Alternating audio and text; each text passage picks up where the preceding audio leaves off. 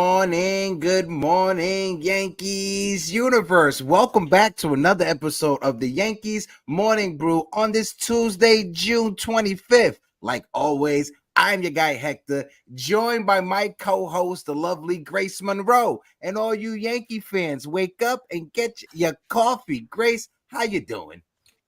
I love it when you throw it back to the old school, wake up and get your coffee. I love that. I got my coffee, Hector. I'm feeling good. Daddy Cole's on the mound today. Yes. About to hit maybe like 75 pitches, and I can't wait. Yes. Shout out to the chat. I missed you guys last week. Shout out to my brother Celso for holding it down. Shout out to Alex who came on Thursday. That was a great episode. I was watching the replay. Phenomenal conversation. And also shout out to you, Grace. Shout out to Damien, and shout out to everybody who joined the open panel. But in the last week, the New York Yankees, they've sucked, Grace Monroe. We've lost 3 series in a row. Right. I think we've won 3 out of our last 10 games, if I'm not mistaken. Somebody in the chat, correct me if I'm wrong. Right. I know we have the best record in the American League, but Yankee fans, say it again. Do not jump off the ledge. It is June 25th. I understand this team, right? And this is a conversation Grace and I will get into in the show. This team is not complete. Right, going into the season, we knew that this team was not complete. We knew at the trade deadline, Brian Cashman was going to have to make additions to the team. Phenomenal start to the season. The starting staff has been amazing. The bullpen has been, it's been shaky, but our 3 guys at the end of the bullpen, they've been okay, right? Our infield is where the question marks start, because our outfield, Juan Soto, Aaron Judge, they've been phenomenal. Anthony Volpe has turned his game up to another level, but the question marks in the infield are real, right? We got question marks at second base. We got question marks at first base. We got question marks at third base. We got question marks from behind the plate. So these question marks, it's a reality. It's going to come down to Brian Cashman locking in at this trade deadline over the next few weeks before the trade deadline come and make the moves that are necessary for this team to get over that hump, especially if we want to punch out tickets to October. What's your thoughts, Grace? I totally agree. And I think that Cashman is going to make some moves. It's not going to be like last year. And it's not even going to be like 2022. I think he really knows what he has. And I think that he's shown that he's willing to A, call up the kids, because he's been doing it all year. And B, he's willing to go out there and make some moves. He did pick up J.T. Davis, which whatever. It's a body, and he's not just saying, oh well, y'all figure it out. He's not saying, we're not going to call up anybody else, use Oswald Peraza or use whoever. He is doing something, so something better than nothing. That's it. Yeah. No, I get it. I get it. Something is better than nothing, right? And when you have DJ LeMahieu performing the way he has been performing, DJ LeMahieu, has been more than a month since he's been back, and he has yet to record an extra base hit. That's why we went out there to get J.D. Davis. That's why you have to scrape the bottom of the barrel when it comes to infielders, because DJ LeMahieu has been struggling so bad. Anthony Rizzo, God bless him, he had the concussion last year, fractured forearm this season. You can't script that. You can't blame a player for those type of injuries. I'm not blaming him for these injuries, but you have to have the proper backups or the proper replacements when someone goes down, because 162 games is a long season. And we know coming into the season, Giancarlo Stanton was going to get injured at some point. Right, we was all speculating, will Anthony Rizzo bounce back from his concussion? What is DJ LeMahieu gonna look like? He looked good towards the end of the season last year, but in spring training he got hurt. He had a slow start to this season, and he's struggling right now. Right, so there's a lot of question. Jose Trevino, right? Trevi was phenomenal before that series against the Boston Red Sox and the Baltimore Orioles. Right, the Yankees got exposed, and that's our weakness. But it's not the end of the day.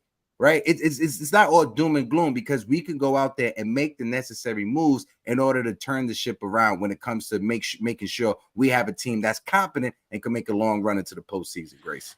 And to Cashman's credit, right, he had the Martian. ready to go in AAA. I mean, Major League ready to go as soon as he was back healthy from his Tommy John. And then behind him, he had Pereira. So he had some depth that was ready to go with Major League experience, limited as it is. And both of them got injured. I mean, both of them, that's a lot of depth. Like how much, how much depth can he really have? He had two stacked up, ready to go behind all the guys up at Major League level, and they both got it. I mean, that's just bad luck. That sucks. Yeah. But so you can't really blame him for that, but his job is to now address the concerns going forward. Maybe it's not his fault, so to speak, but regardless of whose fault it is, his job is to steer the ship going forward, the ship that's going to the World Series. So, and I think he will. So I'm looking forward to seeing what he's got up his sleeve. I know he's on the phone making calls. I know we have a lot of pieces that could be possibly traded. We have a lot of depth at catcher for next year and the year after that. So they may look to trade one of the catchers. I'm not sure who, to kind of address some of the infield concerns. And we've got some backup catchers that could be coming up, to cover that. I really don't know what they're going to do. They got some options. It's okay. It's not time to panic.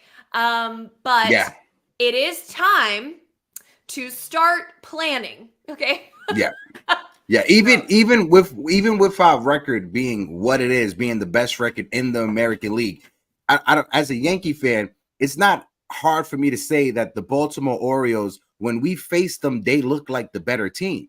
Right, even though we have the better record than the Baltimore Orioles, when we faced them, the two times we faced them, they've been the better team. They've showed up. Their hitters showed up. Their relievers showed up. We haven't. Right. Shout out to our starting pitchers that, Garrett Cole came back, and I get that. Right. But when you look at the Orioles series, as a Yankee fan, right, your fandom is showing. If you can't say objectively the Baltimore Orioles look better than us in those first two series, it's not that hard to say, right? And you shouldn't try not to say it. Don't hide away from that fact, because it's just June 25th. The season's not over. Just like we're dealing with injuries, the Baltimore Orioles are dealing with injuries as well. Just like we're going to go into the trade deadline and try to make some moves, the Baltimore Orioles are going to go into the trade deadline and try to make some moves also. Right. So we have to be proactive. We can't sit back and be reactionary. The Yankees and Brian Cashman, they have to go out there and be proactive.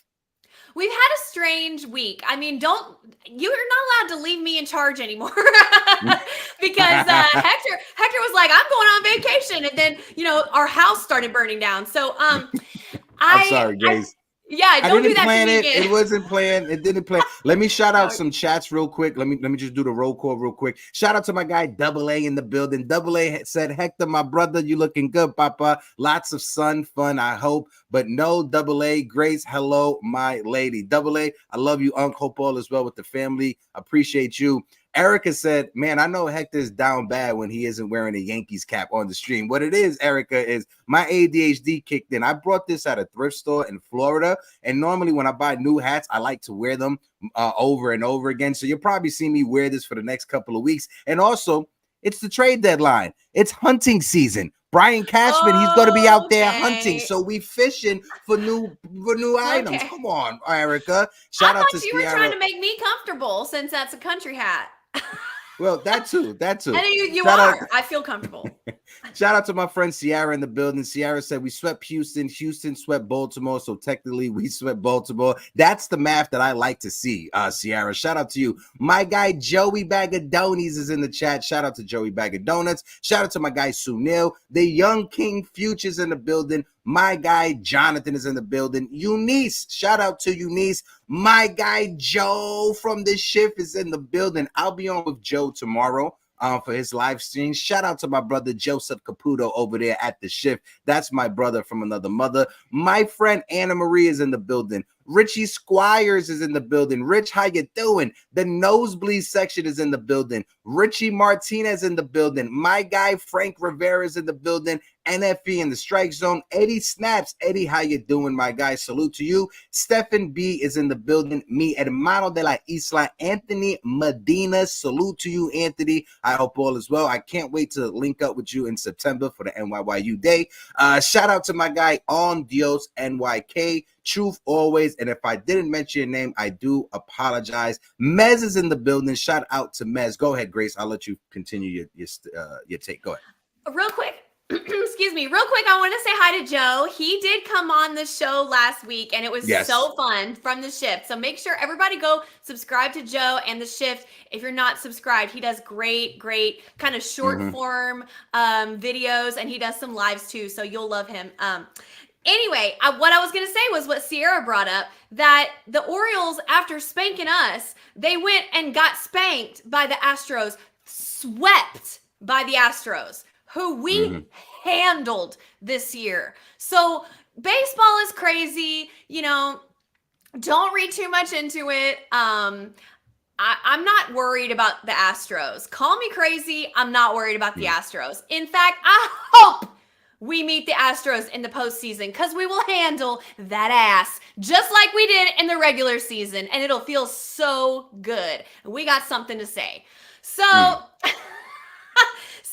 with all that being said, the Mets coming up. Yes. Just a 2-game series. Yes. Citi Field. Y'all Mets fans are about to get a look at Soto, but it's just a quick look, okay? Just a quick little look. Not too long, because he's ours. He's a Yankee. Yes. Thank you so much.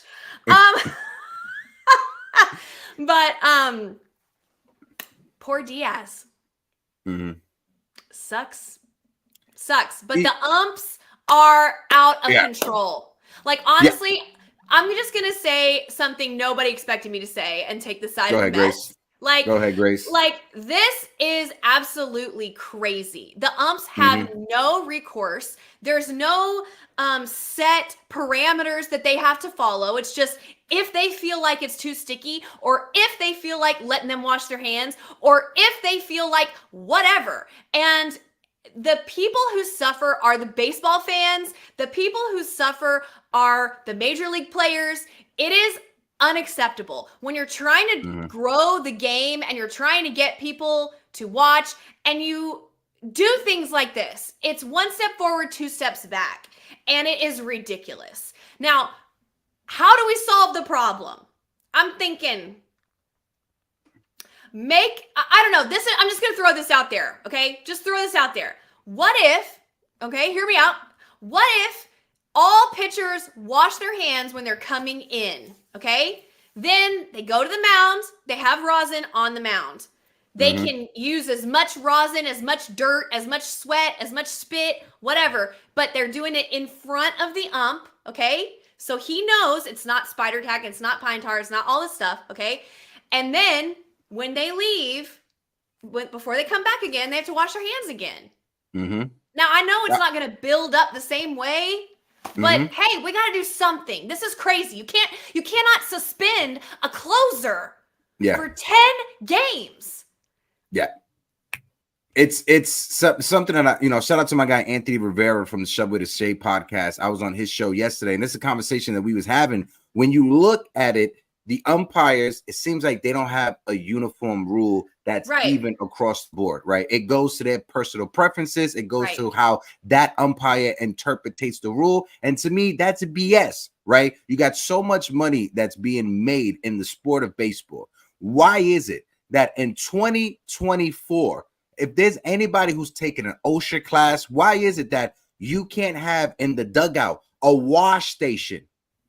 Why is it you can't have? It's 2024. We got everything. You could bet on games at the stadium. You can order Uber Eats from your seat, so you don't got to wait in line. But for some reason, you cannot have a wash station for in the dugout of a company that's $1 billion entity, and that is across all sports. That's across all teams. These teams are worth billions of dollars, but for some reason they can't afford to put a wash station in the bare minimum in the dugout, just so you could send the pitcher into the. I know this rule is brand new, but you have enough. You done had enough time to fix up your facilities and have a wash station literally just right there. Again, when it comes down to it, Major League Baseball, this is why baseball is behind every other sport. This is why Major League Baseball falls behind NBA, falls behind the NFL, because when it comes to just these little itty bitty things, they fumble the bag. Why is it that when the Yankees and the Mets are about to meet up, you suspend the closer for the New York Mets? If you're trying to expand the game, if you're trying to get more eyes on the game, who would they rather see in the ninth inning? Edwin Diaz tried to shut down the game against the New York Yankees, or David Peterson into whatever Joe Schmo into that comp. No, you're losing money not having Edwin Diaz face the New York Yankees. And I'm a Yankee fan that's saying this. Exactly. I mean, I'm not a Met fan. Right. I have no affiliate besides my mother being a Met fan. I am not a Met fan, right? I am a Yankee fan saying if I beat the New York Mets, if my team beats the Mets, I want to beat them at their best, not with some random guy who's not their closer pitching in the ninth inning. Go ahead, Grace. Yeah, I mean, I totally agree. It devastates the team. And I know Diaz hasn't been as good as he has been in the past, but I think he was starting to get on a roll. And when you suspend somebody, especially out of the bullpen, that is devastating to a team. Devastating to a team. You know, I mean, if you suspend a starter for 10 games, they miss what, 2 starts, you know? Yeah. One start maybe, depending.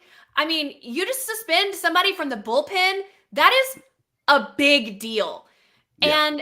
And you're telling me you can't have like a little pH test bottle or something? You can't let them wash their hands. It wasn't on his glove. It wasn't in his pants. It wasn't in his pocket. It wasn't on his hat. It was on his hand. And y'all said that he was allowed to make his hand sticky for the safety of the batters and the safety of the longevity of the pitching arm. You allow them to have rosin, you allow them to have dirt, you allow them to have spit. So how can you prove that it wasn't rosin, dirt, and spit? How can you prove that? You can't, or you won't. You either can't or you won't. You're making that choice, you know? And I know Herman had his thing, and Schmidt had sticky hands at one point, and who's that guy? Blanco from the Astros, who I blasted on. You made the video for YouTube Shorts. Now, him, because he's an Astro and they have a track record of cheating, so that's different. Okay, so he can go over there, but everybody else I'm just saying, like, you allow them to have sticky things, but you say their hands are sticky. Duh. Do you know what was, I don't want to say ironic because I don't want people to think I'm making light of the situation, I'm making fun of the situation, but Ahmed Rosario was literally hit in the face with a 100 mile per hour fastball because the pitcher from Pittsburgh couldn't grip the ball. And what do? Less than 24 hours, you suspend the reliever for trying to grip a ball. That makes no sense whatsoever. Again, this is why Major League Baseball is behind the 8 ball when it comes to the other professional sports, when it comes to MLB, when it comes to the when it comes to the NBA, when it comes to the NFL, and even when it comes to the NHL as well. I got some super chats that I want to shout out real quick. Our friend Richie Squires with the $10 super chat. Thank you for helping us keep the lights on. He said, Gracie, you are 100% on the money. For way too long, the umps are trying to be the better stars show instead of the players. This needs to be addressed. Absolutely, because this is a conversation again I was having with Anthony. Grace, who is more important to a baseball game? The players or the umpires? Please. Thank Not you. Even close. Thank you. You can't go out there and find another Aaron Judge. If MLB decides that are playing right now, you can't find another Juan Soto. You can't find another Aaron Judge. I could go down to the softball field. I could find another Angel Hernandez. I could find another random umpire from this softball field. So these players are more important to the game than the umpires are. Again, I don't want to try to belittle the umpires because they have a job to do. But when it comes down to it, it feels like it's a struggle for power when it comes to the umpires. It's a situation. You make more money than I do, But at the end of the day, I can toss you out of the game. I have that Yes. power to toss you out of the game. And it's a Napoleon complex. And it's a complex that shouldn't be involved in the game because it spoils and it ruins the game. Look what happened when Galarraga had a perfect game. The umpire blew the call. And instead of huddling up with the other umpires, right, his pride got in the way because they could have reversed the call during the game. But his pride got in the way, and he waited till after the game to cry and say, you know what, I messed up. You could have corrected it in the moment. You could have met up with the other umpires and said, you know what, I kind of fumbled it. I kind of made a mistake. Can we reverse this? That would have been able to happen. But his pride got in the way, and that's what it is with a lot of these umpires. They won't admit that they're wrong. They won't admit that they made a mistake, right?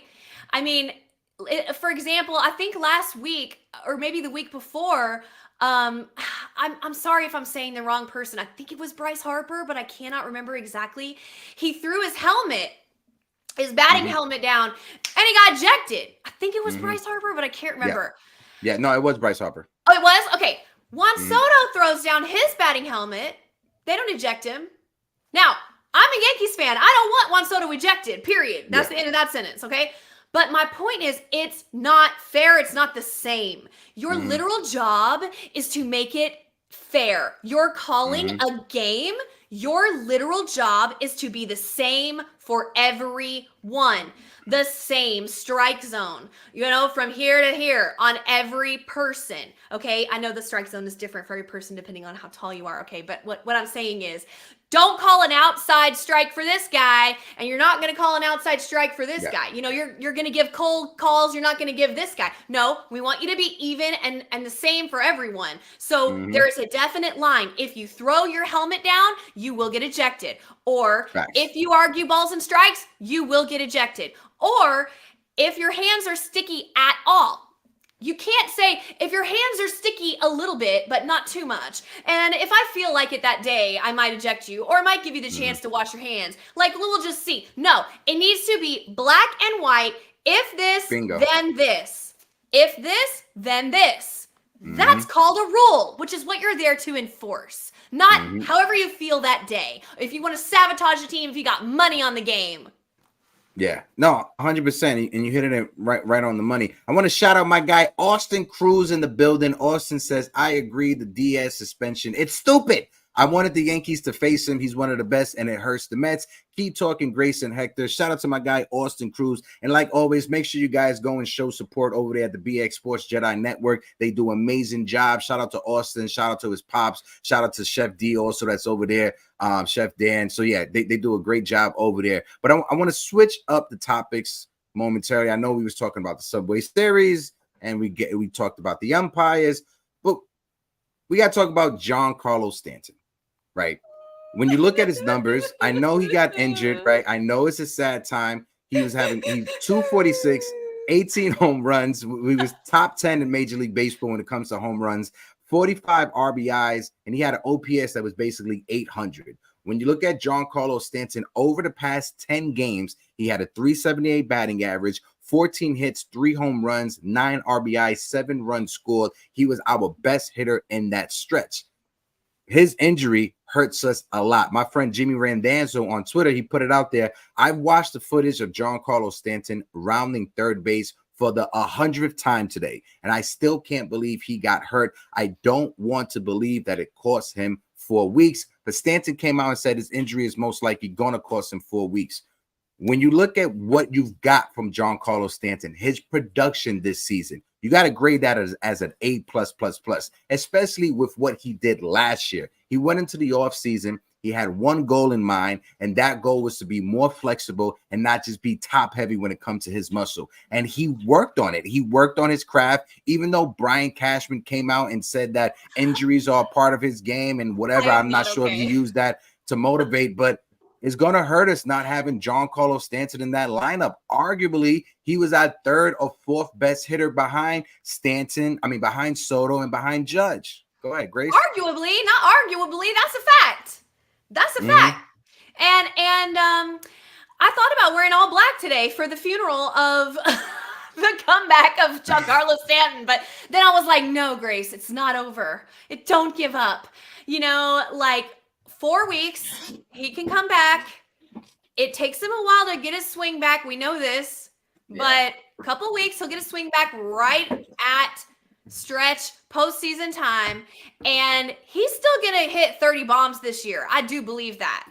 But I have a theory, okay? You ready for this? Everybody listen up. Everybody listen up right now. I'm about to drop this.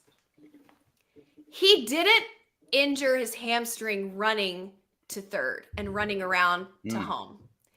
Okay. He injured his hamstring. If you remember, during the game, he was on second base, and I think it was Ben Rice hit a line out, and he was off the bag a little bit. I think he thought that it was going to drop, but it didn't. So he had to get back to second really fast. That's when he hurt his hamstring. I guarantee it. It's not when he was running to third or when he was running home. He was jogging. He was barely jogging. He was already hurt by then, y'all. And let me tell you, if you've ever injured anything, the re-injury happens when you're reacting to something quickly. Yeah. And you're not thinking. Like, let's say you hurt your neck. Somebody yells and you go, oh, like that. But yeah, you're back. And you look real quick because you don't even think about it. And then you're like, oh, shit. Because he's been so careful. He knows that he's got a problem hamstring, right? And that it's really sensitive. He's been jogging. And every time somebody goes, oh, he's barely running, I'm like, you stay out of it. He's doing what he needs to do because he knows how to preserve his leg, right? Yeah. He worked all off season, like you said, with the trainers and everything. And that they told him point blank, do not run full out. I'm sure they did. Do not run full out. Do not extend full out. You're going to hit bombs. You're going to hit doubles. You're going to jog. And everybody on the team was on that plan. Okay. He heard it when he had to get back to second real quick and tag up because he was almost out. If you remember that play.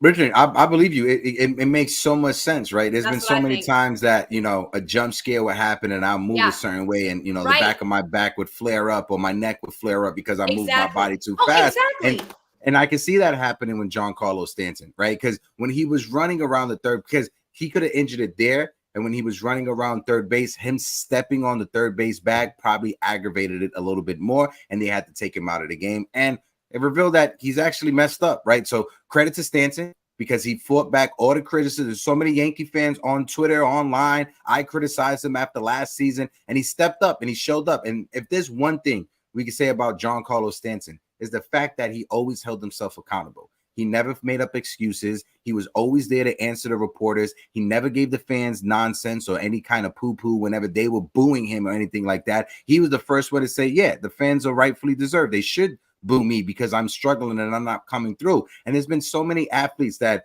will tiptoe the line or would try to make excuses for why they're not performing. We saw with Josh Donaldson, we saw with Aaron Hicks, we saw with Joey Gallo, many other players that couldn't perform in New York, but Giancarlo Stanton, at least he held himself accountable. I want to shout out the chat before we keep on going. My guy, Ultra Cowboy fan, I just want to say, if that's true, I will hurt my hamstring every day if that's the case. Shout out to Erica Garcia, who says, our top of the lineup suffers so much without G in the fourth or fifth hole. The bottom of the lineup really needs to produce and play small ball, find ways to get on base for Volpe, for Soto, and for Judge. Absolutely. And without Giancarlo Stanton protecting Soto and Judge, you're gonna need someone to step up. And I brought this up last night.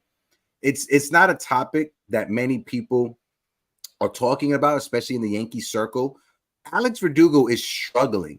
He is struggling. Over his last 10 games, Alex Verdugo is barely hitting over 100. Ever since that game in Boston where he had that home run, he is barely hitting over 100. Let me pull it up right now. Verdugo stack. Verdugo last 10 games. So I could get lost his lucky bat. Yeah, Alex Verdugo over his last. Yeah, they took his bat away. Yeah, he flung it. He's hitting 150. He has 6 hits, 1 home run. That 1 home run was in Boston. Only 6 RBIs, 4 runs scored in 10 games in his last 10 games. And those 6 RBIs was in that first game in Boston. So ever since that first game in Boston, he has had 0 RBIs, donuts. You're not going to win a lot of games when your cleanup hitter is hitting 150 in the last 10 games. You're not going to win a lot of games when Giancarlo Stanton, who was your 4th and 5th hitter as well, when he has to leave and he has to go on the IL, right? So you're going to need Gleyber Torres to finally step up. You're going to need the other guys in the lineup to step up. Grace, when it comes to Ben Rice, what's your thoughts on Ben Rice? Because I think he's been solid since he's come up. I think he has 7 hits so far, and 3 of them are off of lefties. What's your grade with Ben Rice? Yeah, I love him. I have high hopes for him. I think he's going to get going even more, and I'm really, really excited. He hasn't hit a bomb yet, has he? I don't think he has. No, he hasn't. That's the one thing he's looking for. He has an extra base hit. He does have a double. Yeah, he's gone all over the field, which I love to see. Not just out there trying to pull the ball like a lot of rookies do, especially lefties in the short porch, just trying to get to that short porch all the time. He's not doing that. He's hitting all over the field. He's finding holes. I love it. I think he's great, and his defense has been good too. And everybody was like talking about his defense. It was good. He's smart. He's got a really high baseball IQ, and I love to see that.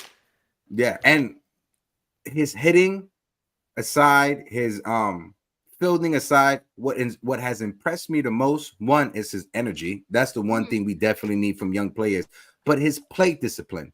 It looks like he's been in the big leagues for 8 to 10 years. He looks like a veteran up there at the dish. He knows what he's looking for. He understands scouting reports. And it feels like every time he's up there, every count is 3-2. It feels like he's going into a full count every at bat. So shout out to the young kid for being able to handle the pressure, being called up to the Yankees, replacing a guy like Anthony Rizzo in the middle of a postseason hunt, and he's handled it like a constant professional, and he seemed like he's been up here for 10 years so far. So shout out to Ben Rice.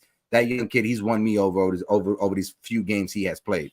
That's why I was so confused when Boone said that JD Davis was going to platoon Rice. And I'm like, you know what? What? We got a lot of problems.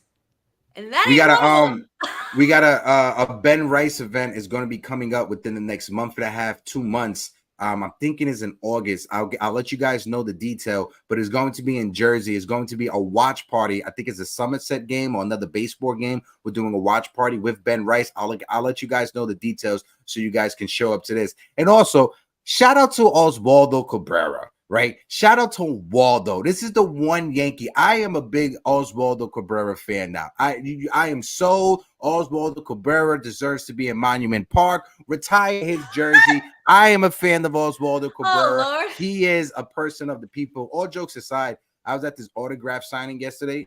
Shout out to my guy Frank Luna for putting it together. And Oswaldo Cabrera, again, as soon as he walked in, he didn't sit down. He was up for 2.5 hours signing autographs, taking pictures, interacting with the kids. There was a little league team in front raising money for Cooperstown and raising money for their league. And he was out there talking to them for like 30 minutes, giving them advice, letting them know, like, listen, when it comes to the sport of baseball, the most important thing is to have fun.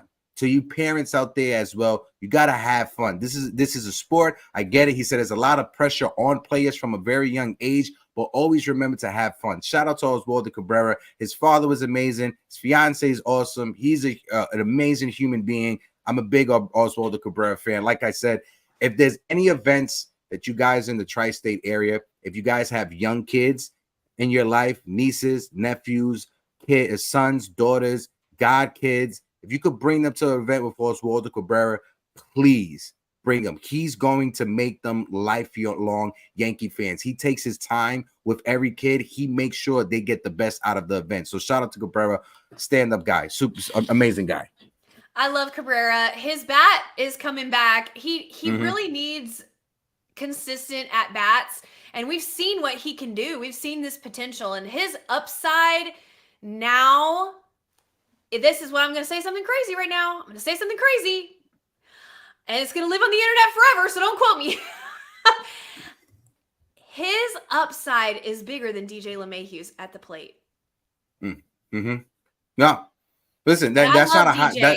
And that's not a hot take because DJ LeMahieu, he is not the DJ LeMahieu that won a batting title. He is not the DJ LeMahieu who hit a home run in the postseason against the Astros. That player is gone. He will never be able to get back to that player because one, father time has caught up to him. Two, injuries have caught up to him. I said it when the Yankees first re-signed him, right? And immediately after they re-signed him, what did he do? He had hip surgery.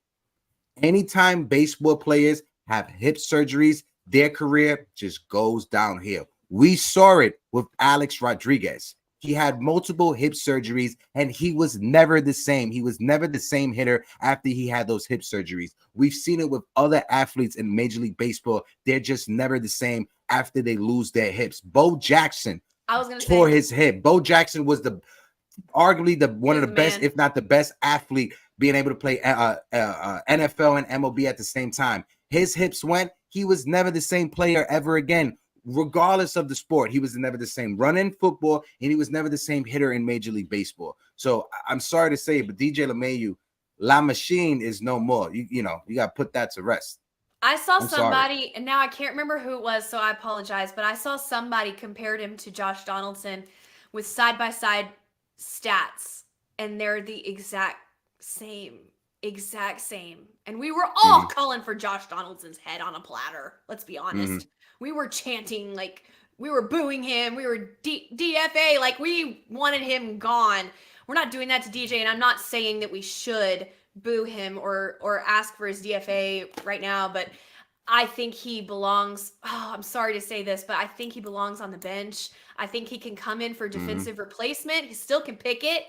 So defensive replacement late in games, maybe for a up or something like that. But let him come off the bench. Let Oswaldo play third. If and when until you trade or get somebody with a bigger bat for that spot, like that kid from the Rockies. What's his name? Mahon. What's his name? McMahon. Yeah. McMahon. Yeah. I would love to have him, but No, notable players who had hip surgeries in their career ended. The year before Buster Posey retired, he had a hip surgery. The year before Chase Utley retired, he had hip surgery. The year Alex Gordon from the Kansas City Royals retired that offseason, he had hip surgery. When Major League players get hip surgeries, their careers are never the same. And when the Yankees re-signed DJ LeMahieu to that 6-year, 5-year, 6-year deal, whatever it is, and he immediately got hip surgery right after the deal was announced, I knew he was never going to be the same player again. I wanted him to be, but you saw it. Like Anna Marie just said it right here. The hips don't lie. Shout out to Anna Marie. But there's another topic that I want to bring up. We touched on it a little bit, right? And that's, again, going back to Brian Cashman, and the Yankees roster is not complete and it needs help ASAP. So we're just going to have a free fall real quick. The trade deadline is right there. 3 players or 3 moves that you want the Yankees to make, Grace. I'll go first. That way, give you some time to think about it. Okay. I think the first move is Ryan McMahon. First move from the Colorado Rockies. He's a left-handed hitter. He's a guy that could play third base and first base, and one that short porch in right field. He would add extra power to this lineup. That's the first move, right? Second move for me, there was a guy he was just DFA'd from the Miami Marlins, Christian Betancourt, catcher, backup catcher. His arm strength is one of the top arm strengths in all of Major League Baseball. The Yankees are going to have to make a tough decision. Either Jose Trevino has to be DFA'd or traded away, or Austin Wells has to be included in a trade for Ryan McMahon or whatever other pieces they get at the trade deadline, because you need Christian Betancourt to be your everyday catcher. Defensively, he's going to show up every day. He's going to be able to throw runners out. Offensively, he ain't going to give you much. That's where you need to go out there and get better offensive players to put around him. If you guys remember Christian Betancourt, when he first came up with the San Diego Padres, I love to keep bringing this up. When he came up with the San Diego Padres as a rookie, they wanted to make him a two-way player. They wanted him to be a reliever coming out of the bullpen because his fastball was 98, 99 miles per hour, and they wanted him to be a hitter as well. His hitting never justified him being a two-way player, so that's why they just moved him just to be a catcher, and then injuries happened, and he was never able to be that that starting catcher that they wanted him to be. I think Christian Betancourt could be a solid catcher, whether he's platooning with Jose Trevino or whether he's platooning with Austin Wells. And the third move, we need to call up Miami and we need to get Tanner Scott. That's what we need to get from the Miami. We need a lefty. We need an extra bullpen arm, but most importantly, we need a lefty coming out that pen. So Tanner Scott is somebody who's pitched in the AL East. He's pitched against Baltimore, against the Yankees, against the Red Sox. So this is a guy that he's not coming to a new situation and he has to learn a new league. He's pitched in the AL. So Tanner Scott, those are the three moves I think the Yankees should make at the deadline. Rodney, Austin Wells. I'm a big fan of Austin Wells. I don't want to think anybody. I don't want to think anyone out there. I don't want you to think that I don't like Austin Wells. I'm a big fan of Austin Wells. I just like Augustin Ramirez just a little bit more. I think Augustin Ramirez is a better hitting prospect than Austin Wells. I do like Austin Wells. I was able to meet him at spring training, was joking around with him. Like, Austin, they found out you're Dominican. How do you feel? He was laughing about that. So shout out to Austin Wells in that interaction. But those are the three moves that I have pinned for the Yankees. What about you, Grace? So for those moves, we're losing Austin Wells and we're going to lose Austin Wells. I don't know but Austin Wells will be included in one of those trades, whether it's for Tanner Scott or whether it's for Ryan McMahon. You know, I don't know. I agree with you about Tanner Scott, lefty, Marlins. We have a good trade relationship with them, or Cashman does. So I think they stay on the phone with each other. So I would like that, and I definitely want Ryan McMahon. I mean, everybody's gonna want him. I don't think the Orioles need him. So we might have a better chance getting him than somebody like Tanner Scott or like Mason Miller or one of these like highly touted relievers, because I know the Orioles will be looking for one of those too. Yeah. But I don't think the Orioles will be looking for an infielder necessarily. So I think we have maybe a better chance to get him than people are saying. We'll just have to be willing to give up something big. Austin Wells would be big. If I'm giving up Austin Wells, I'm not giving up the Martian or Spencer Jones. No, I'm not giving them up for Ryan McMahon, period. If Colorado said we want either of them, I'm hanging up the phone. Really? I'm not giving up I'm not giving up Jason Dominguez or Spencer Jones. This is the thing. There's few players that I would trade Jason Dominguez and Spencer Jones for. There's few players, and I've said this again. If there's another clone version of Garrett Cole that's available, I'm trading Jason Dominguez, right? If Baltimore came out tomorrow and said Corbin Burns is available, I may have to bite the bullet, but that's not going to happen. That's not realistic. That's not a realistic thing. So we got to live in reality. In reality, there's no other version of Garrett Cole out there to trade for. In reality, there's no other version of Corbin Burns that's out there on the market to trade for. There's no other Juan Soto. There's no other Aaron Judge. So I'm not trading Jason Dominguez or Spencer Jones because there's no other versions of those players. Now, if Jose Ramirez from the Cleveland Guardians, if he's available, I'm trading Jason Dominguez for Jose Ramirez to play third base, but that's not realistic. Cleveland is not going to trade Jose Ramirez, but that's a player that I would trade Spencer Jones or the Martian for. Yeah, like a big difference maker, like a huge difference maker, like solid, not a risk really. Like he's going to be. Yeah, that's true. That's a good point. I love Augustin Ramirez. Do you think we'll see him this year? Do you think they'll call him up? Augustin Ramirez, no, he's not ready yet. He needs more time being able to be a catcher behind the if the Yankees wanted to call him up and make him just a DH, you could call him up and just make him a DH, but you could kiss his catching career gone. He won't be able to be a catcher because he won't be able to get the reps to learn how to be a catcher. So if you're in your scenario, you trade Austin Wells, you're saying go get the Betancourt guy and he'll be is that his name? Betancourt? And he'll be Christian the Betancourt. catcher. Okay. Yeah. So I don't care about him. I think we have enough catchers. I would, what if, and now I'm not saying I would do this, but I'm just going to throw this out there for conversation's sake. What if Ben Rice goes over to catcher? Then you had Wells, Ben Rice, and you trade Trevino. He's a platinum glove, all-star player with a year left, I think. Mm-hmm. So that would be a value to a lot of teams, maybe. But now he looks so Yeah, he's not. exposed right now. I was gonna say he's not the catcher that won that platinum glove. He's not that same catcher anymore. And secondly, I wouldn't move Ben Rice back to catching because the Yankees, they've converted him to a first baseman. When's the last time he picked up a catcher's mitt and was behind the plate? It's been a long time. Now, not only are you asking him to fill in for Anthony Rizzo, now you're asking him at the major league level, hey, go back to being a catcher when you haven't caught this entire season so far. But so he has caught Cole twice so far this year. So, and he has a history of going from first to catcher. He used to rotate. So it is possible. It's possible that he can catch Cole. In an emergency situation, yeah, I can see it as an emergency situation. Say, for instance, if Ben Rice is at first base, is late in the game, you got a pinch run. You already used both of your catchers. You pinch run, and then you got to move Ben Rice to be the catcher and extra innings. Yeah, I can see that as a possibility, and that's why having guys that are versatile is important on a big league roster. But I don't think it'll be a permanent solution for the catching situation. The Yankees will have to go out externally to get that.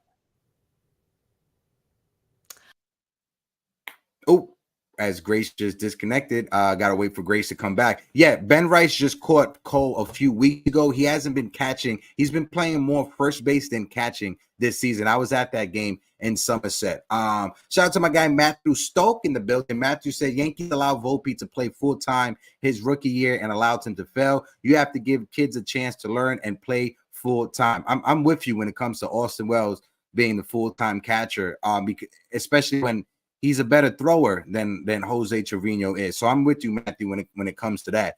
Nosebleed section said Trevino was an all-star. He is not a shell of his former self. He is still not 100% healthy. Absolutely. I think you good, Grace? I don't know when I'm just talking to myself. I'm going on and on. I don't know when I left. I don't know what happened. I'm sorry. No, you're good. You're good. But all I was saying was number one thing I want to address right now is the catching inability to throw base runners out. That has to be addressed. Even before we address the low batting averages in the bottom of the order and get some more people to either play second base or third base with bats. Before we even do that, we have to fix the sieve that is our catching position when Trevi is behind the plate. And I love him. He's a Texas boy, but that cannot go on, period. We will not, you cannot win that way. Cannot win that way at all. Yeah, no, I'm 100% with you on board.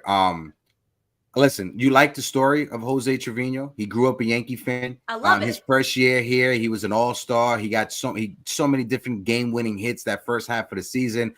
But after his wrist injury, and it was his wrist that he throws with, he just hasn't been the same. He's had a whole year off of having any baseball activity, and at a late age in your career, that's going to show, and it's showing tremendously for Jose Trevino, who I always joked around and said, Jose Trevino, our amigo, and it kind of sucks when you see him struggling the way he is. I want to shout out Old Sarge, who's in the building. My guy, Old Sarge, salute to you. Sarge says, Dominguez is not injury prone. He torn UCL is more and more common. Ab strange for a kid playing his heart out to get back to the majors isn't a red flag either. Absolutely. And great comment right there, because now we can segue up to the Martian, because we were having the conversation, Grace, literally before I went to Florida, right? Before Jason Dominguez got injured, right? Everything went to hell. Everything went to hell when I went to Florida. We brought it up like, when will Dominguez get his opportunity? And we always said we never want to wish injuries on anyone, but we do know Giancarlo Stanton normally gets injured and goes on the IL, and everybody thought that was going to be the opportunity for the Martian to come up and impact the big league roster. And so far, the Martian's injured. He was playing phenomenal. It's not like he was struggling. He was hitting phenomenal at AA and at AAA, and then he gets injured, right? So I want to ask you, Grace, how long do the Yankees wait for the Martian to come back before they bring him up? Let me rephrase it. Should the Yankees wait for the Martian to get healthy before bringing him back, or should the Yankees be proactive and go out there and make a move to substitute for the absence of Giancarlo Stanton? Oh, that is a classic conundrum. I'm sorry. Folks in the chat, let us know as well. Erica Garcia says runners are 16 and 17 against Trevi in the last 2 weeks. Oh my God, Erica. This is the thing, Erica. That stat it gets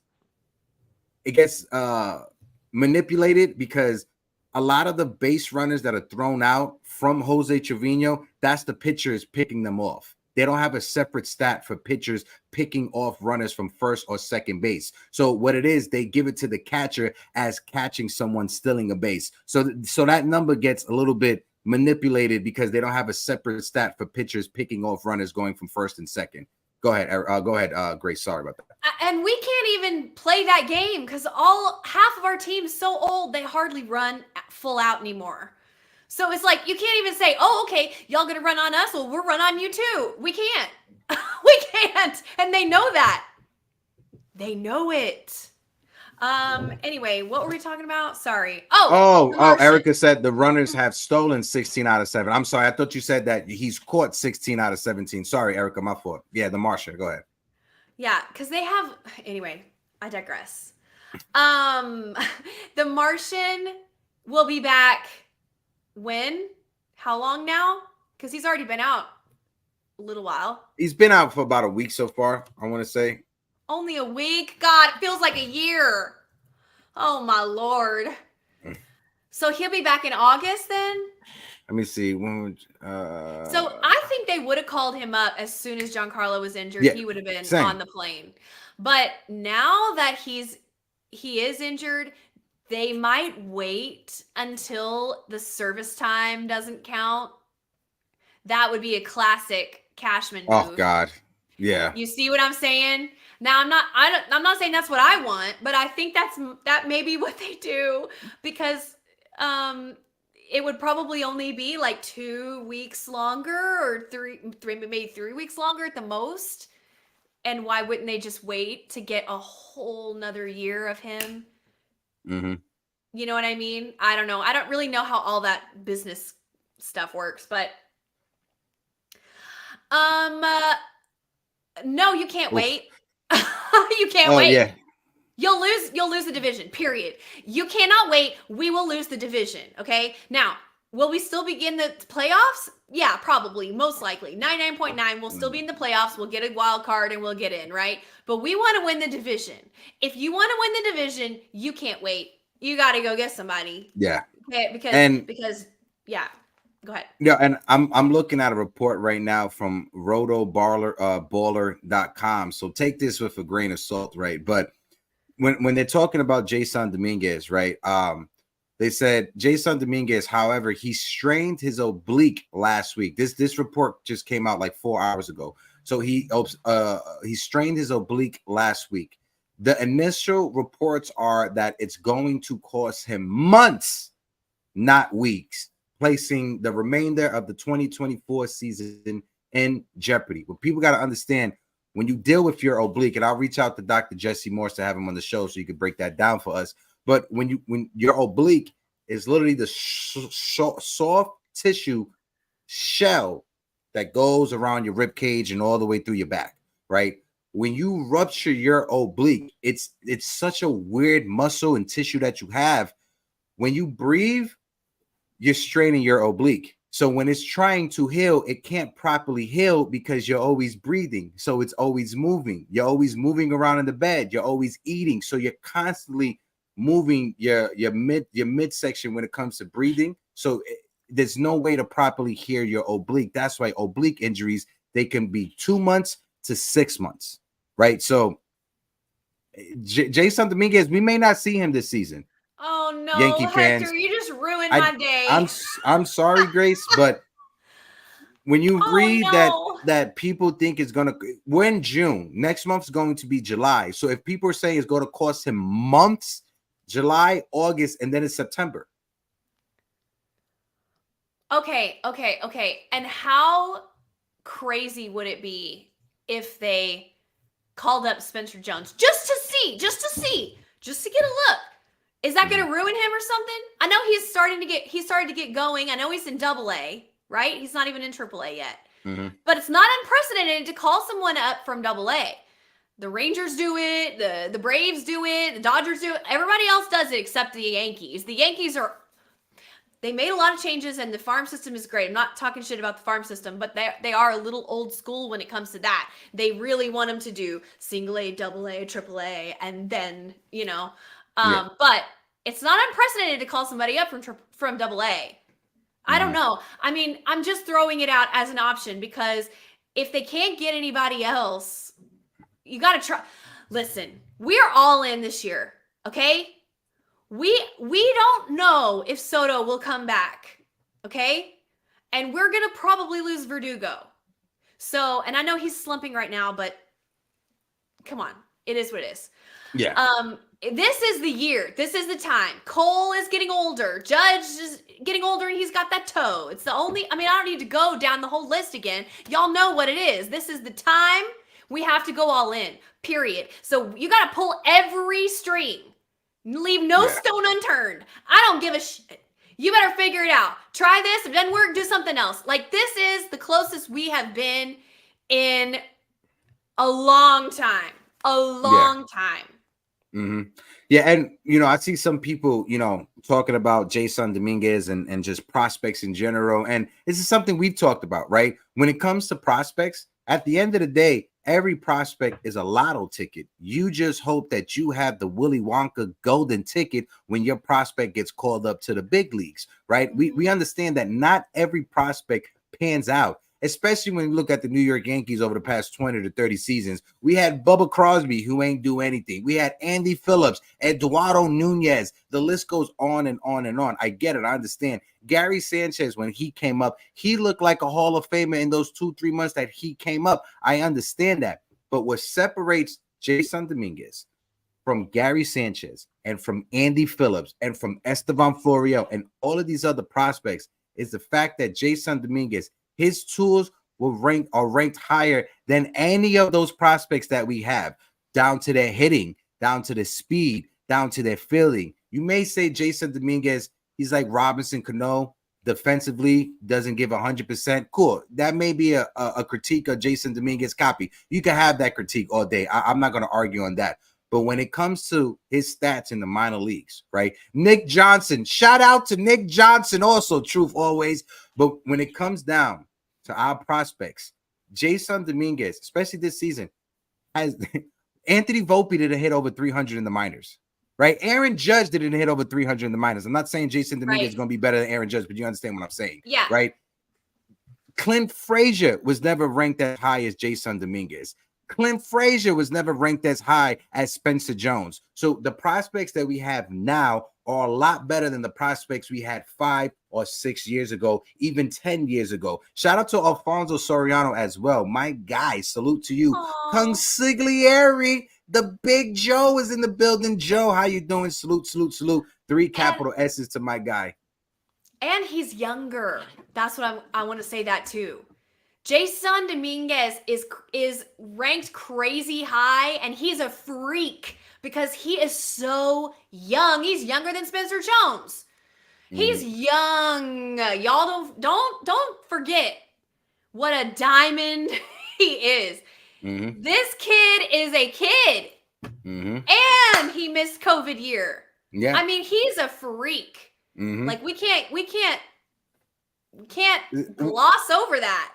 Well, how you know a player is going to be good in the minor leagues is their plate discipline. That's how you know. And when you look at Jason Dominguez, his plate discipline has been phenomenal in the minor leagues, right? Maybe he is looking for more of a walk than he is trying to get a hit, and maybe he has a lot of strikeout lookings. But when it comes down to him challenging the striking ball call, he gets that correct all the time. His plate discipline, people compare that to Juan Soto. Now, Juan Soto is a generational talent. I don't think it's fair to put that type of pressure on young guys, but I think Jason Dominguez is going to be special. But that's why I always say, if the player is available, that's a difference maker. A Jose Ramirez, I am making that trade. I am trading Jason Dominguez for Jose Ramirez. I am not trading Jason Dominguez for Dalton Varsho. when he was with the Diamondbacks. Because look at what I'm not doing that move. That move is stupid. The Arizona Diamondbacks, another stupid move, right? And it's going to benefit the New York Mets. I know, Subway Series, but last year at the trade deadline, right? The Arizona Diamondbacks traded a 16 to 17-year-old prospect shortstop for Tommy Pham. That player that they traded a year ago right now is projected to be in the big leagues by 2027 when they're 20 years old. This kid looks like he's going to be a franchise player, and they traded him for Tommy bleeping Pham. No disrespect to Tommy Pham, but they got to the World Series. Exactly. That's you finished my thought. That's exactly what I was going to say. They were all in. You know how long it'd been since the Diamondbacks had been to the World Series? You know how much their fans wanted to go all in that year? You know how much they were tasting blood in the water with sharks swimming around? And guess what? They got to the World Series, and guess what? They almost won. Almost won. And Tommy Pham was one of the best hitters that they had in the series, too. Mm-hmm. So, I mean, they had good pitching. But anyway, yeah. I mean, he was a big contributor for them in the World Series. So I hate that they had to cash in that golden ticket, that kid, but I don't blame them for doing that. And honestly, y'all, I know I'm willing to risk it all for this year. That's why I lose money at the casino like that. I win money, but I lose money like that also, because I'm willing to risk it all at sometimes. But this is why, right? And I said it last night on the Mets show, well, the Yankees, the Subway Series preview we did. And Brian Cashman, I trust, right? This offseason, I gave him an A- offseason. He needs to have a big trade deadline. 2009, when the Yankees won the World Series, our trade deadline consisted of Jerry Hairston Jr. and Chad Gaudin. Brian Cashman cannot go out there this trade deadline and get a Jerry Hairston or Chad Gaudin. He needs to go big, and he needs to go all in. And if we have to trade our prospects like a Roderick Arias, like a Augustine Ramirez, if we have to trade a Gomez, Yorenjis Gomez, and any of our prospects we have at the minor league level to get big league talent that's going to be difference makers, if we want to win a World Series, if we want to convince Juan Soto to come back, we're going to have to make moves that are going to be tough moves to make in the moment, but you got to look at what we're trying to accomplish at the end of the season. Absolutely. And Missy, it's okay. My dog agrees. Shout out to Missy. It's Moosey. Oh, Moosey, sorry. Yeah, no, it's all good. But yeah, I'll be waving to Spencer Jones, wishing him the best, over there in Chicago with my World Series champion 2024 jacket on. Just like, sorry, wish we could have had you, but, we got this. I'm really serious. I love The Martian, and I never, ever, ever, ever, ever thought I'd say these words. But not today. I'm not trading him today. But if we get close, if the race is within our reach, and we see the perfect trade out there, like you said, like a J Ram or something like that, I'm listening to it. And if it makes sense, I'm doing it. I got a question to ask you now, right? And folks in the chat, this is going to be a spicy one. And I can't do the open panel today just because I got a 1 p.m. with my friend Dexter Henry with SNY. We're going to do a Subway Series preview. Shout out to my guy Dexter Henry. You guys make sure you guys go look out for that one. But this is the conversation I want to ask. And folks in the chat, let me know your take. Grace, would you trade for Vladimir Guerrero Jr. to play first base? Hector, you called my ass out real hard right now because, listen, I love the Yankees. Erica, I'll put it in the chat for you, Erica. Come up, Erica. I love the Yankees so much, and I want to win so bad, but I hate Vladimir Guerrero Jr. so much. Oh, this is hurting my country girl heart who's just out like a honey badger ready to strike. Okay, would he help us win the World Series? Because you're really asking me to swallow a lot here. Yes, I would. For those in the chat that are saying no, give me the reason why not. I see a lot of people saying that no, that's never going to happen. My guy Mark T Maker, no effing way. Shout out to Mark T Maker. Sean Brownie says no to Guerrero. Yeah, no, Razel I don't said want him. nope. No, but I do want to win the World Series. And if it means swallowing my pride like the umps refuse to do to to get a good player, although I don't think he's been that great this year. Mm-hmm. I mean, he had a really slow start. Then he started going, but I mean, I guess it's better than like DJ and Glaber and all them. But, you know, he'd have to play first. I don't know. I don't know if that's the answer. Oh God, then that makes me a little sick to my stomach. For me, I see people in the chat. Mark T Maker said he would never play for us. He hates us. Now, that was in the off season, right? He is singing a way different tone right now. I'll go try to find the video so we can play it up here. I'm going to bring up my friend Erica to join the conversation. E, let me get a thumbs up. Let me know you're ready to rock out. All right. I saw that video, Hector. You saw that one? Yeah, and I was like, well, look who's changing their tune. Erica, how you up? feeling? Good morning. Speak to people. Talk to us. Talk us off the ledge. I'm getting frustrated because I'm looking in the chat and there's nothing but negativity. And I understand that it's easy to be, I guess, frustrated with what we've been seeing the last week and a half. But these are the same people that were singing everybody's praise prior to a week and a half ago. And it's like seeing people just with the complete 180 after one bad week of baseball and just asking to DFA everybody. It's just frustrating. Like, you guys are giving up on the season already, calling it the same old Yankees. We went into the offseason and addressed all the issues from last season. You got Soto, which is what everybody was begging for, right? He changed the culture. You got Verdugo, who you hated in the beginning, and now everyone loved him, and now he's slumping, and but you went out and got him because he was a contact guy. He's notable for his doubles, contact guy, and he really improved the defense in left field. Glaber, everyone, Grace, I respect your opinion on him. I get it. Like, I totally understand. But the season that he came off of was a very good season. And now you want to talk about how, but Cashman didn't address Glaber. What was there to address after the season that he had last year? We did not think that this was going to happen. He was going to have such a setback like this, right?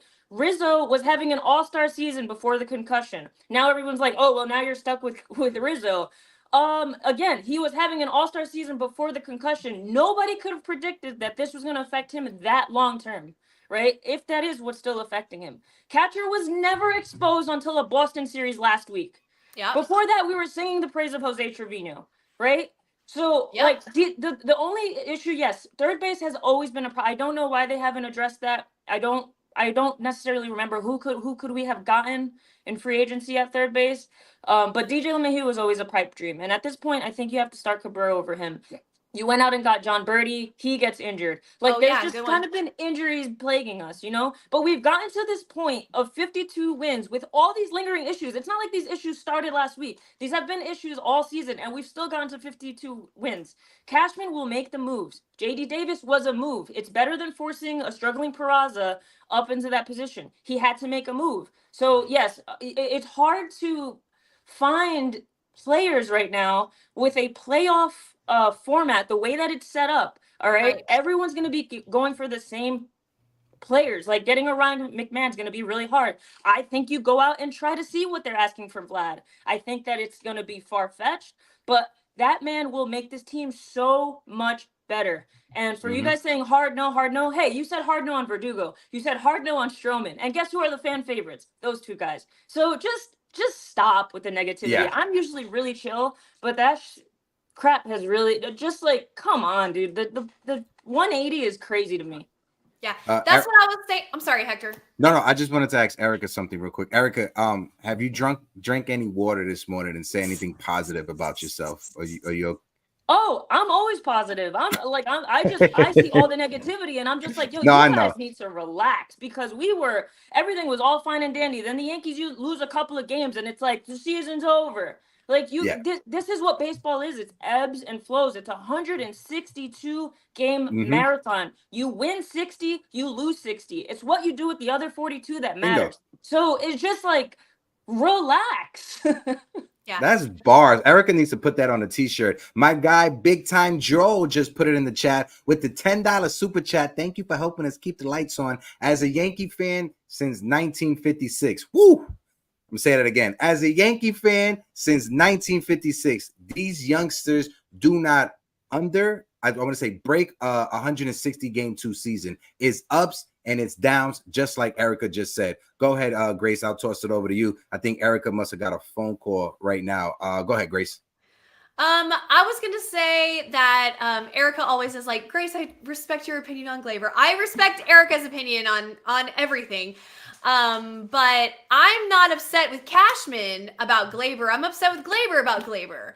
And I totally agree with what Erica was saying. You can't blame Cashman, like I said at the beginning of the show. Can't blame Cashman because he had 2 major league ready outfielders ready to go in AAA, and both of them got injured. Like, how many do you want him to have ready to go? Like, he had a plan, and he had a backup plan, and he had a backup plan for the backup plan, and all of it went sideways. That's not his fault, you know. And I think he will make moves now.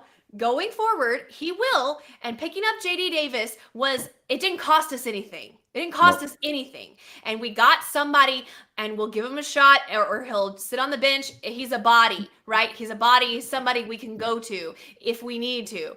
And it didn't cost us anything. That just shows you that Cashman knows, and he's not going to let the ship start to sink. And he's in it to win it. I do believe that. And everybody forgets why we watch sports in the first place, why we watch baseball in the first place, why we love this game and this team. It's because our day-to-day lives are enriched by cheering and having a sense of community with people who care about something that you care about. You get entertainment every night by watching the game. It is a lighthearted moment in a sea of, negativity, and the world is crumbling and all the stuff we have to deal with in our day-to-day lives. We all have problems. But when we turn on the baseball game, we get to feel like a kid. We get to laugh. We get to smile. We get to cheer. We get to whatever. That's why we watch baseball, okay? And there's 162 games, like the man said in the chat. I forgot his name. I'm so sorry. The man who's been watching since Mickey Mantle. Joel. Okay. And he was saying you got to know how to watch 162 games. I love 162 games because it helps me get through my year. It helps me get through my day. It helps me get through my weekend. I love being a Yankees fan, right? If you only care about winning the World Series and nothing else, then tune in October and I'll see you then. If you care about the team and you care about the Yankees fans and the community and the camaraderie and the players and the sport and game of baseball, then go ahead and tune in to 162 and calm the hell down.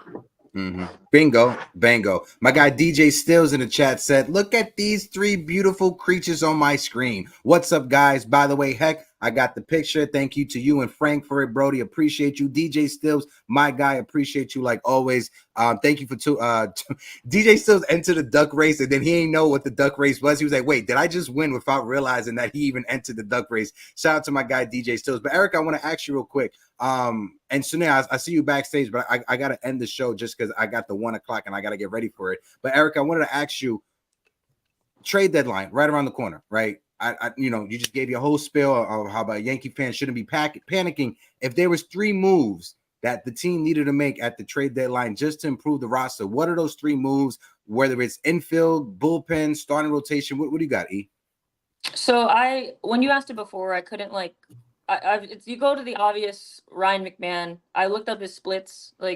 Sometimes you worry because he plays in Colorado that it's inflated numbers, but his splits are actually even. He's batting 280, very solid. home and away, so he's solid.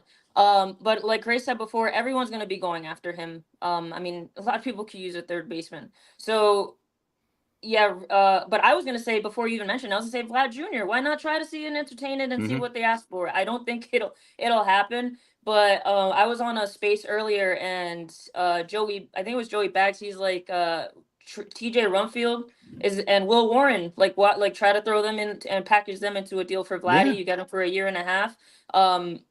You know, I don't. I understand that he said what he said about the Yankees, and I'm not happy with those comments either. But you also got to understand how old he is. You know, he's this Vlad's son. He's riding high. He thinks he's cool shit. He's gonna say these things, but you learn with age that like you gotta bite your tongue. You know what I mean? Yeah. So he cut his hair. I mean, he's starting to look a little bit Yeah. more. He's more like He's he's getting ready.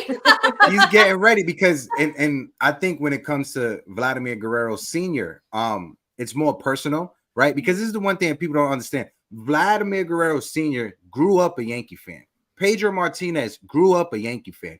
David Ortiz grew up a Yankee. Manny Ramirez grew up. They all grew up at Yankee fans, and at one point they all wanted to play for the Yankees. So when Vlad had a deal set in stone with Brian Cashman, and then George Steinbrenner decided to pivot and sign Gary Sheffield, he's going to hold that personal, right? When Pedro Martinez was just on, he's been making his rounds on different podcasts from the Dominican ones, now on MLB, saying when the Expos came up to him, he told the Expos 4 different times, I wanted to be traded to the Yankees. I want to get traded to the Yankees. I want to go to the Yankees. And they sent him to Boston for some reason, right? So you see all these players that grew up Yankee fans and want to play for the Yankees. And I think with Vladimir Guerrero Jr., he's just a little bit emotional because I know his pops wanted to play for the Yankees. And he's like Erica said right now, he's singing a different tune. I got the video right here.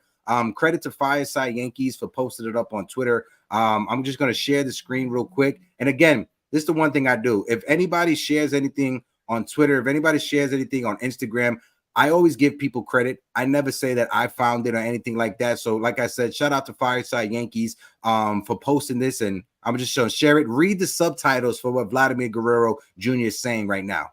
Que la gente no se confunda. Si por casualidad a ti te cambian a los Yankees, tú vas a jugar tu pelota igualito. Normal, obviamente, ¿sabes? Pero es como yo te dije, yo soy un trabajador, soy un profesional y salgo al terreno a jugar.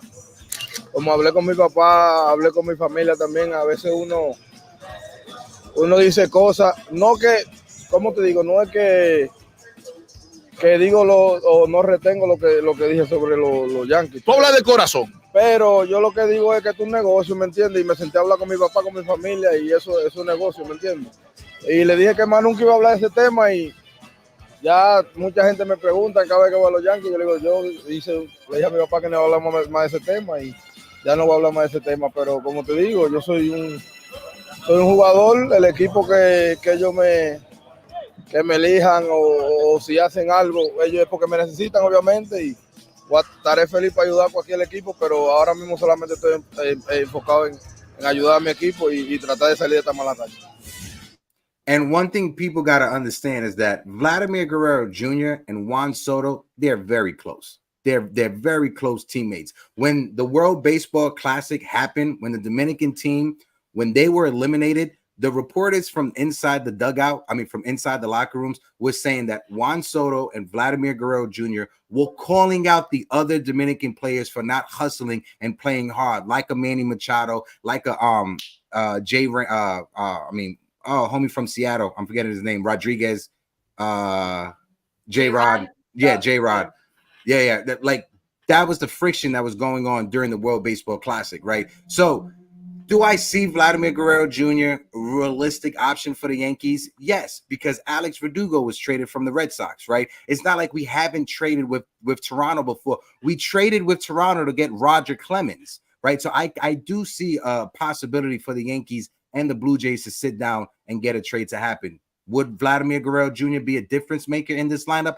Absolutely. You add him behind Aaron Judge, behind Juan Soto, that just makes the lineup deeper. If you're saying you don't like Vladimir Guerrero Jr. because of his attitude and because what he said about the Yankees in the past, copy. But if you're the same person saying you want to give Trevor Bauer a chance on the New York Yankees, I'm looking at you sideways. I'm looking at you from every different angle. I'm judging you. I'm disliking you on Facebook. That's all I want to say when it comes to that. Erica, last takes before we wrap things up. Go ahead.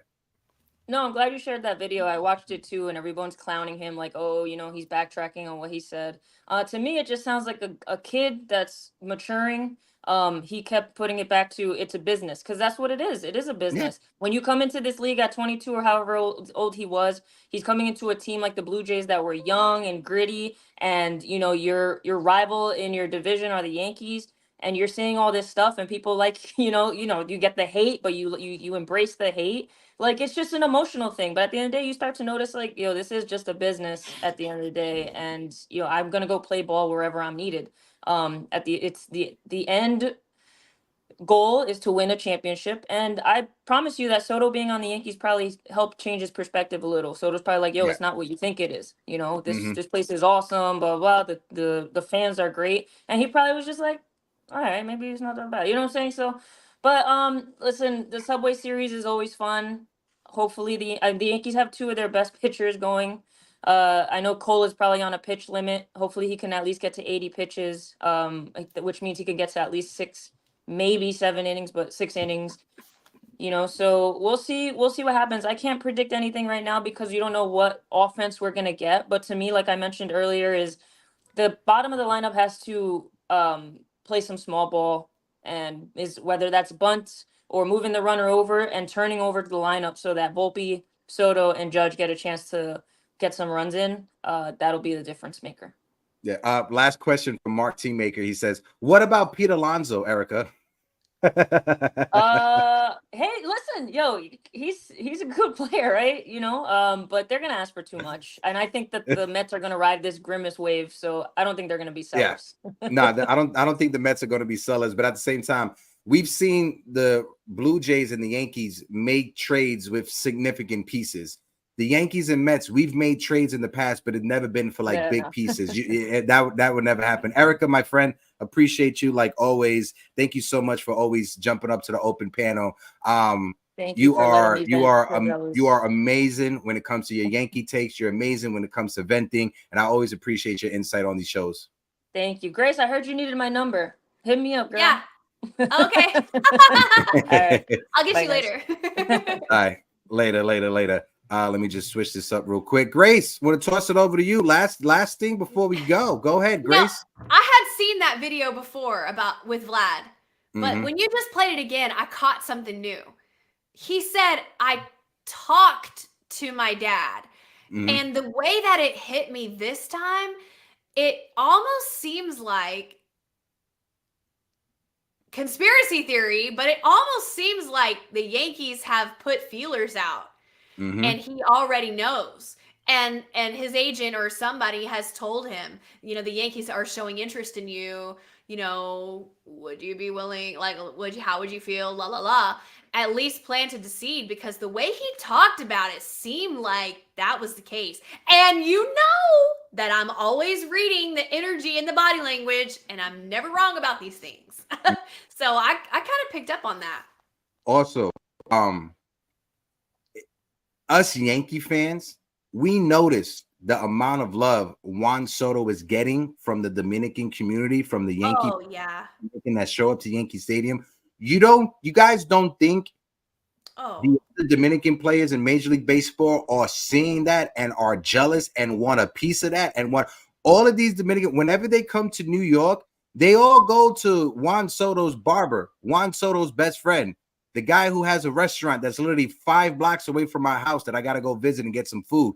They go to that barbershop. They go to that restaurant, Legacy Restaurant. They go there and they hang out. You don't think they have conversations? You don't think Vladimir Guerrero Jr. is saying, wow, look what Juan Soto's enjoying over there. I want a piece of that. So if you guys don't think that could be a reality, I don't, maybe you got a bridge to sell me somewhere. Maybe you can sell me the Brooklyn Bridge, because I think that's definitely a reality, Grace. Oh, absolutely. And he would have a ball. He would have a ball here. He would love it so much, right? I mean, he would fit in. I think if he comes in and acts cool, which when you brought up the fact that he was close to Soto, I'm like, okay, well, then, and Erica said, he's maturing, and she thinks that he was, growing up and realizing, and he's seeing everything happening with Juan Soto, like what you just said. And if that's the case, then he would be an absolute star. here. And I mean, we know he hits in Yankee Stadium, unfortunately. Oh, yeah.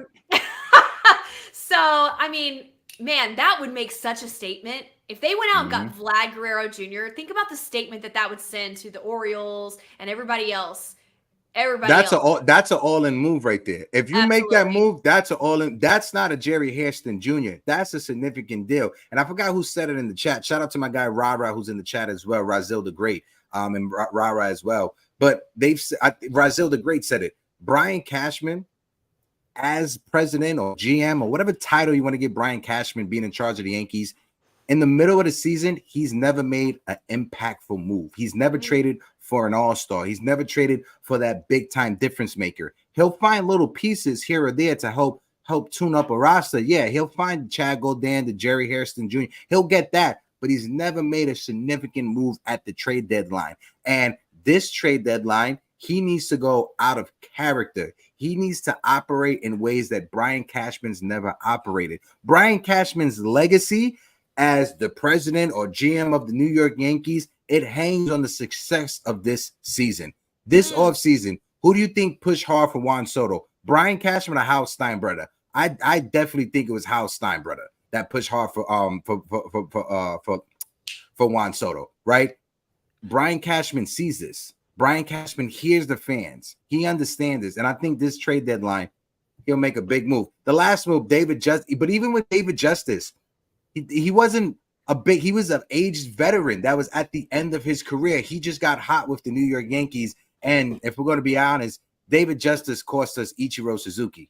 If David Justice didn't have his amazing second half of the season, the Yankees would have signed Ichiro that offseason. So I blame David Justice for the Yankees not having Ichiro. That's just my take on it. Hector, it's so great to have you back. And and I'm excited about the Mets series tonight. I think we will win both games. I'm going to go ahead and say we're going to win both games.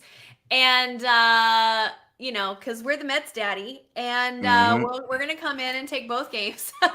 And we have Juan Soto. And Juan Soto's going to rake. We already know he hits really well in Citi Field.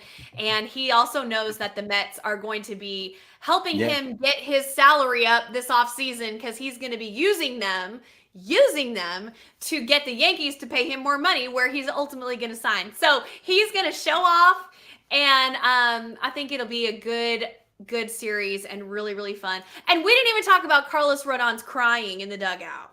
Oh, shout out to Rodon, because I don't think that's like shout out to Rodon. I don't think, you know, I've seen a lot of people like making fun of Rodon. Listen, at the end of the day, these athletes are human beings, and his emotion got the best of him. I'm somebody that I tear up and I cry up.